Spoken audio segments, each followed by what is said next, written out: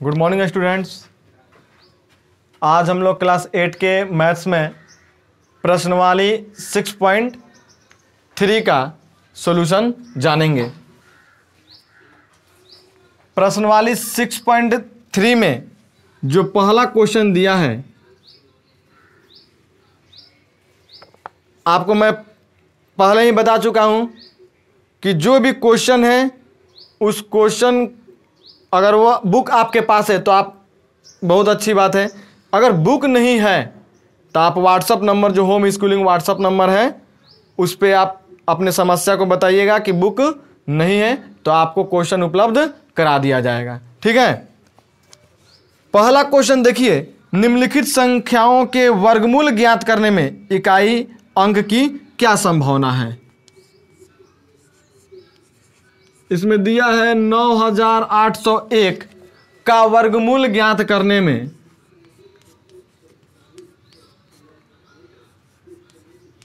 वर्गमूल ज्ञात करने में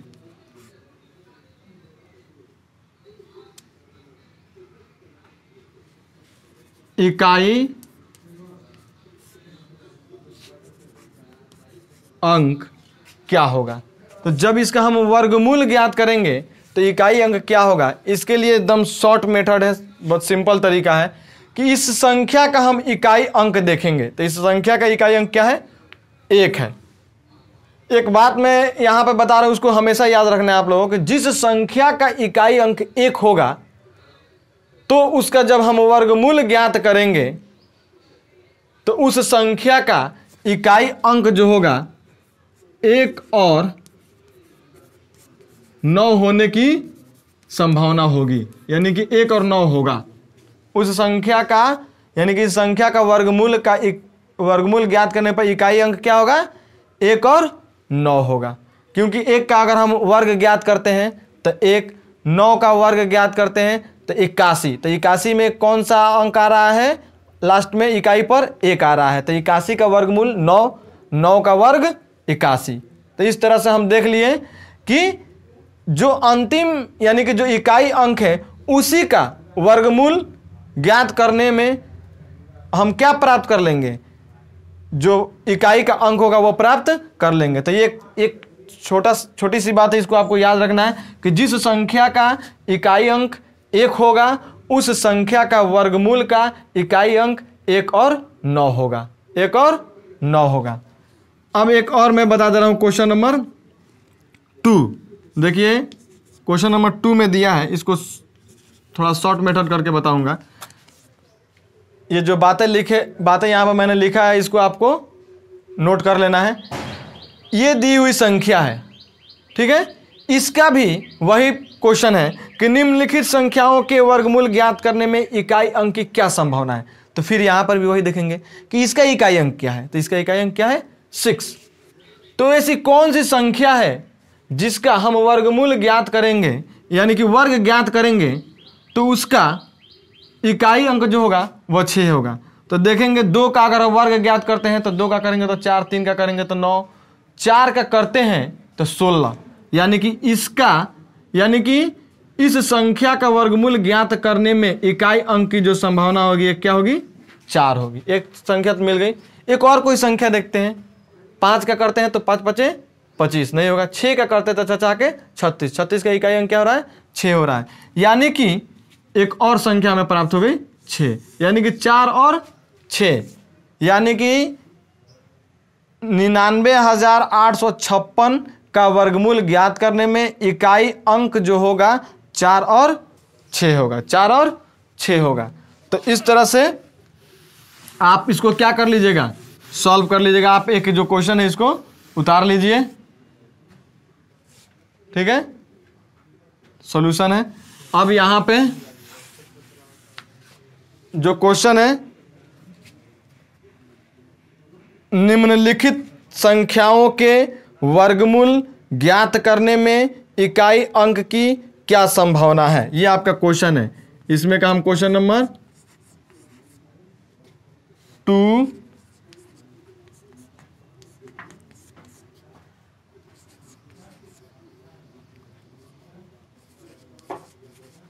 3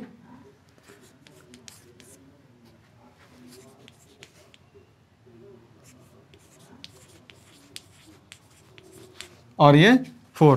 क्वेश्चन आपको यहाँ पर दे दिया हूँ, आप बना जाइएगा इसको। क्वेश्चन का निर्देश ध्यान से सुन लीजिए, क्या है, क्या करना है इसमें।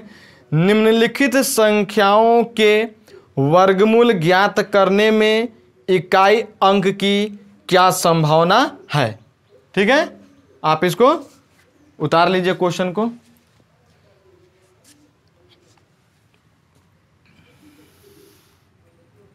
उतार लीजिए।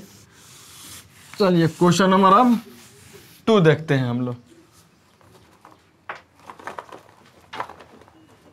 क्वेश्चन नंबर 2 में कह रहा बिना गणना किए वह संख्या बताइए जो वास्तव में पूर्ण वर्ग नहीं है।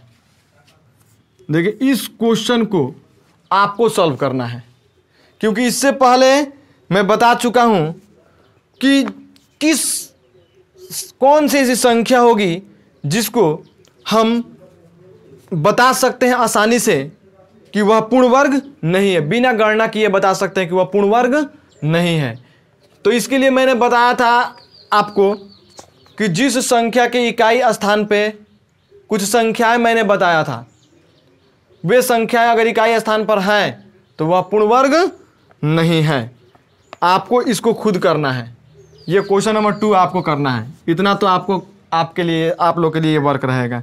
ठीक है, क्योंकि मैं इससे पहले बता चुका हूं और मैं आपको बता भी दे रहा हूं, याद भी दिला देना चाहता हूं कि एक्सरसाइज 6.1 का क्वेश्चन नंबर 2, निम्नलिखित संख्या स्पष्ट रूप से पूर्ण वर्ग नहीं है, इसका कारण दीजिए।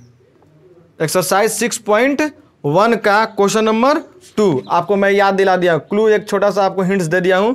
एक्सरसाइज 6.1 का क्वेश्चन नंबर 2 जो है इसी प्रकार का क्वेश्चन है कि बिना गणना किए वह संख्या बताइए जो वास्तव में पूर्ण वर्ग नहीं है। आपको बताना है बिना गणना किए हुए कि वह संख्या पूर्ण वर्ग है या नहीं है। चलिए क्वेश्चन नंबर 2 आपको बना जाना है कि बिना गणना किए हुए। चलिए 2 का क्वेश्चन मैं दे रहा हूं आपको। हाँ, 2 का जो क्वेश्चन है क्या क्या दिया है वो दे रहा हूं। ऊपर में जो निर्देश है आप उसे लिख लीजिए ध्यान से। मैं बोल रहा हूं एक बार, बिना गणना किए वह संख्या बताइए जो वास्तव में पूर्ण वर्ग नहीं है। एक बार फिर से दोहरा दे रहा हूं, बिना गणना किए वह संख्या बताइए जो वास्तव में पूर्ण वर्ग नहीं है। आपको इसको बिना गणना किए बताना है कि यह पूर्ण वर्ग नहीं है। इसके लिए आपको एक्सरसाइज 6.1 का क्वेश्चन नंबर 2 जो है उसके जो निर्देश मैंने दिया था उसे अवश्य याद कर लीजिएगा। ये 4 इसमें क्वेश्चन है, आपको इसका सॉल्व आपको खुद करना है। उतार लीजिए।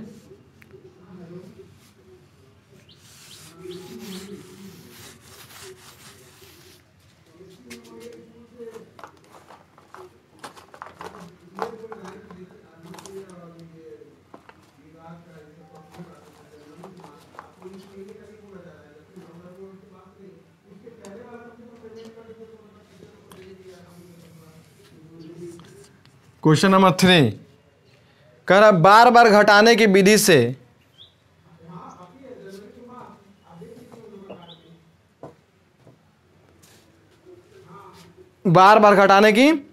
से 100 और 169 का वर्गमूल ज्ञात कीजिए। चलिए देखिए इसका एक तरीका क्या है, बार बार घटाने की विधि से 100 और 169 का वर्गमूल।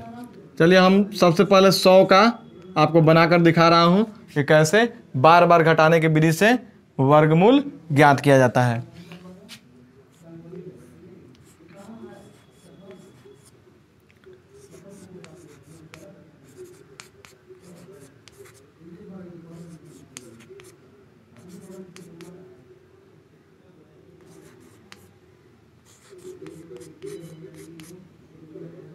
देखिए जो मैं संख्याएं घटा रहा हूं वो सभी संख्या विषम है, आपको विषम संख्याएं ही घटानी है।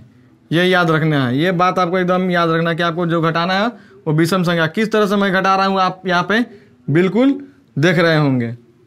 11 में से 7 गया 4, ये हो गया 8,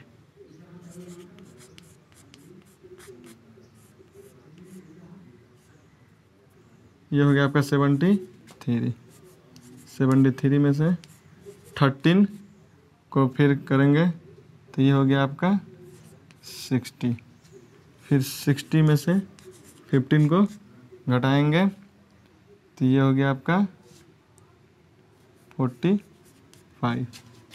फिर 45 में से 17 को घटाएंगे 17 को तो ये आपका हो जाएगा 15 में से 7 गया 8 और 3 में से गया 2 28, फिर इसमें से 19 को घटाएंगे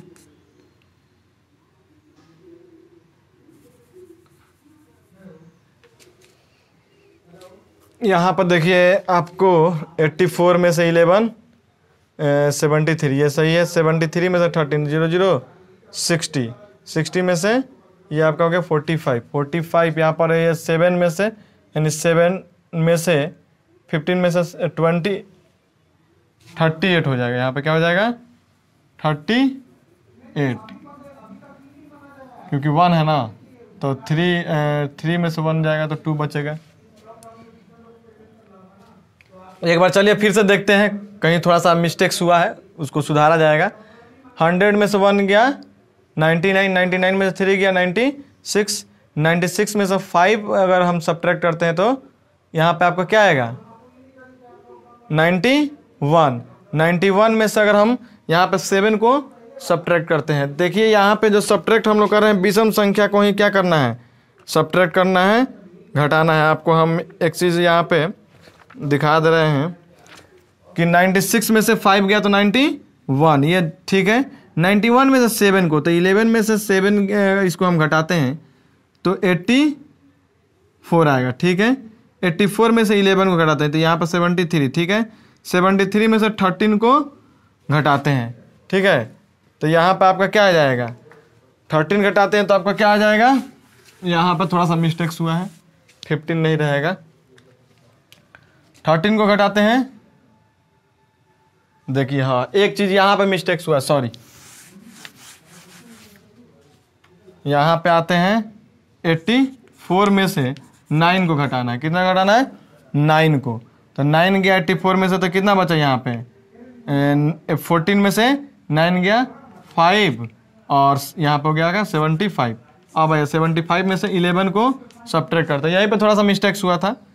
11 को सब्ट्रैक्ट करते हैं तो 11 को करेंगे तो यहाँ पर हो जाएगा आपका 64, 64 में से 13 को सब्ट्रैक्ट करेंगे तो यहाँ पर 13 को सब्ट्रैक्ट करते हैं तो आपका कितना बचा, 13 को सब्ट्रैक्ट करते हैं तो 3, यहाँ पे 1 और यहाँ पे 5, 51 एकदम ठीक है। 51 में से 15 को हम सब्ट्रैक्ट करते हैं तो यहाँ पे 11 6 और यहाँ पर ये हो गया 36। कहीं ना कहीं मिस्टेक्स हो रहा है ज़रूर हम लोग को सब्ट्रैक्ट। अच्छा चलिए 36 में से हम किसको घटाएंगे 70 को, तो 17 को घटाएंगे तो आपको यहाँ पर कितना बचेगा 16 में से 7 गया 9 और यहाँ पे आपका बचा 2 में से 1 गया 1, 19 में से 19 गया 0। अब यहाँ पे आपका थोड़ा सा सही हुआ, ध्यान से देखिएगा, थोड़ा सा होता है मिस्टेक से होता है सब्ट्रैक्ट। ये आपका विषम संख्या जो है उसको उसी को सब्ट्रैक्ट करना है, उसी को घटाना है, जो भी संख्या प्राप्त हो रहा है उसमें से विषम संख्या को ही घटाना है। एक बार इसको आप थोड़ा सा ध्यान से देखिए। 100 में से 1 को सब्ट्रैक्ट करेंगे 99, 99 में से 3 को सब्ट्रैक्ट करेंगे 96, 96 में से 5 को सब्ट्रैक्ट करेंगे 91, 91 में से 7 को सब्ट्रैक्ट करेंगे 84, 84 में से 9 को सब्ट्रैक्ट करेंगे 75, 75 में से 11 को सब्ट्रैक्ट करेंगे 64, 64 में से 13 को करेंगे 51, 51 में से 15 को करेंगे 36, 36 में से 70 करेंगे 19, 19 में से फिर 19, क्योंकि देखिए 1 3 5 7 9 11 13 15 17 19 ये विषम संख्या है। अब यहाँ पर देखना है कि ये 0 जो आ गया वह कितना बार, यानी कितना बार विषम संख्या जो है उसको घटाने पर 0 आया है। तो 1 2 3 4 5 6 7 8 9 10 बार में आया है ना जी। तो तो यहां पे लिखेंगे इसलिए ये आपका हो गया आंसर। ठीक है, समझ में आ गया होगा सबको। अब यहां पे आपको क्या करना है कि इसमें इसी क्वेश्चन में एक और क्वेश्चन दिया हुआ है कि 169 को बार बार घटाने की विधि से वर्गमूल ज्ञात करना है। 169 को, ये आप कर जाइएगा। ठीक है।